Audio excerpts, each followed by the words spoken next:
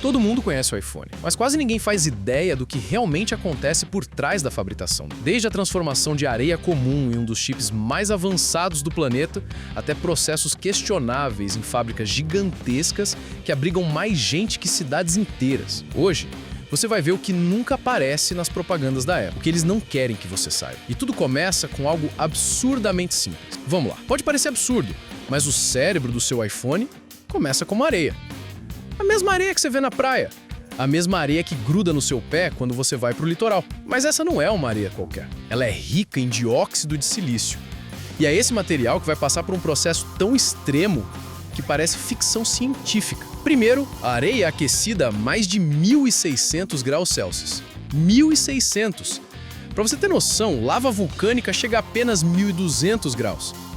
Nessa temperatura insana, o silício é purificado até atingir 99,9999999% de pureza. 11 noves depois da vírgula. Isso significa que em 1 bilhão de átomos de silício, apenas um é impureza. E sem essa pureza extrema, nenhum chip existe. Nenhum smartphone funciona.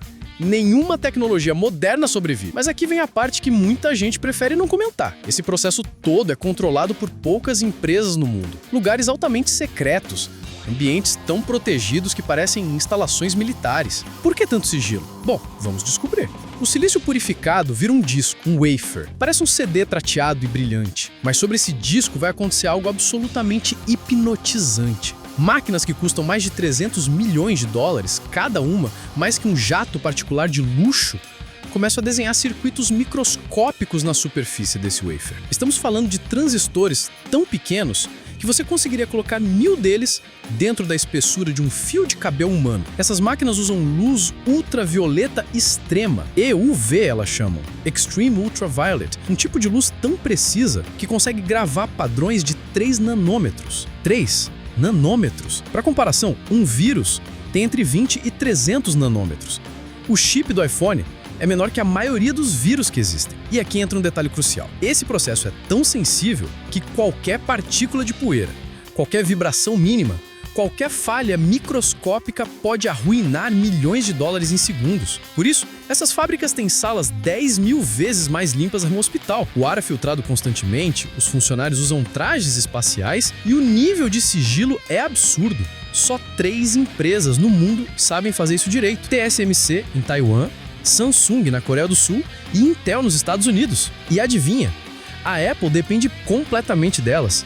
Sem essas fábricas, não existe iPhone. Depois que o chip está pronto, o iPhone segue para enormes complexos industriais na China. E quando eu digo enormes, eu quero dizer realmente enormes. O complexo da Foxconn em Zhengzhou, conhecido como iPhone City, abriga mais de 200 mil trabalhadores. 200 mil! É uma cidade dentro de uma cidade. Tem dormitórios, restaurantes, academias, bancos. E é exatamente aqui que surgem as maiores controvérsias. Ao longo dos anos, relatos levantaram discussões sobre jornadas intensas de trabalho, ritmo de produção absurdo e pressão constante por metas. Trabalhadores montando iPhones por 12 horas seguidas, 6 dias por semana.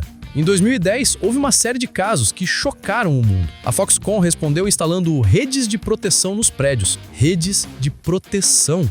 A Apple sempre responde dizendo que audita as fábricas, que implementa melhorias, que tem códigos de conduta. E muitos processos foram modernizados, sim. Robôs foram introduzidos, condições melhoraram em algumas áreas, mas o tema sempre volta. Sempre. E não é difícil entender por quê. Quando você tem que produzir 200 milhões de iPhones por ano, cada um com mais de 200 componentes, cada componente tendo que ser perfeito, a pressão é real e alguém paga o preço. Essa não é uma acusação, é uma realidade que existe nos relatórios, nas notícias, nos documentários, e vale a reflexão. Antes de chegar na sua mão, cada iPhone passa por mais de 600 testes automáticos. Câmeras robóticas verificam cada milímetro da tela. Braços mecânicos testam cada botão milhares de vezes. Sensores avaliam se a câmera está perfeitamente alinhada. Salas seladas garantem que nenhuma poeira entre em contato com o aparelho. Cada iPhone é fotografado digitalmente e comparado com o modelo perfeito armazenado no sistema. Se algo está fora do padrão, por 0,1 milímetros, rejeitado. Se a cor da tela varia em 0,5%, rejeitado. Se o botão demora 0,001 segundos a mais para responder, rejeitado. Tudo isso para garantir que quando você tirar o iPhone da caixa, pareça mágico, perfeito, intocado. Mas quando você vê o processo completo, quando você entende tudo o que acontece nos bastidores, percebe que a magia tem um peso bem real.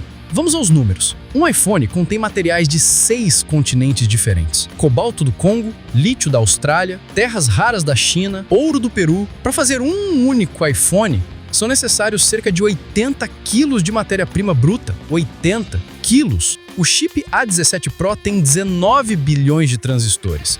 19 bilhões no espaço menor que uma unha. E a Apple vende mais de 200 milhões de iPhones por ano. Isso significa mais de 500 mil iPhones produzidos por dia, mais de 20 mil por hora, cerca de 350 por minuto. 6 iPhones sendo finalizados a cada segundo.